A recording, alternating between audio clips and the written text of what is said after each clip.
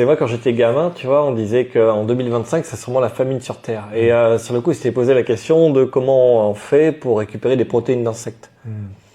Et entre-temps, on a inventé un truc génial, c'est la pisciculture. C'est-à-dire qu'ils ont trouvé le moyen de bidouiller les œstrogènes, je sais pas trop, des poissons, pour avoir à un moment dit quand on veut, des œufs, pour après mettre du lait quand on veut, pour obtenir plein de poissons quand on veut, qu'on met dans des bacs, qu'on donne à manger.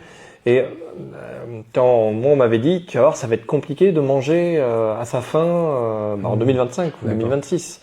Et on y est là. Alors, toi et moi, on mange à notre faim, hein, mais c'est pas le cas de tout le monde sur la planète. On est sur... c'est pour ça que l'échelle locale, elle nous est semblée être la plus appropriée chez Blue Seeds, l'échelle du trait de côte, des communautés côtières avec lesquelles on travaille. Donc nous, on fait de la conservation marine, mais on travaille en milieu côtier, avec les communautés côtières, parce que l'échelle, c'est important.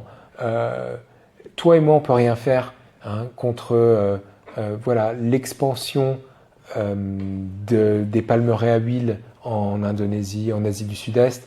C'est tellement loin de mes problématiques, tu vois. L'EVA, la culture de l'EVA. Je suis loin. Ouais, c'est très loin, mais bon, pourtant, la voiture qu'on achète, etc. Donc, comment est-ce qu'on peut amorcer un changement? On peut essayer déjà, au moins au niveau local, d'amorcer un changement, petit à petit.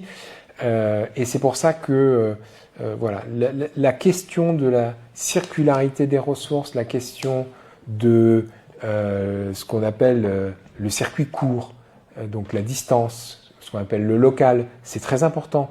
Alors qu'autrefois, on pouvait s'alimenter en fruits et légumes dans sa région, n'importe où en France. De saison. Qu'aujourd'hui, à la maison. je dois manger des fruits et des légumes qui viennent du sud de l'Espagne, qui viennent de l'autre côté de l'Europe, ou même de l'autre côté de la France. C'est pas normal. Moi, j'ai acheté des avocats du Pérou. Moi, je suis pas écologiste pour un sou, je le suis et je le deviens en fait par force. Parce qu'à des moments, je me pose des questions.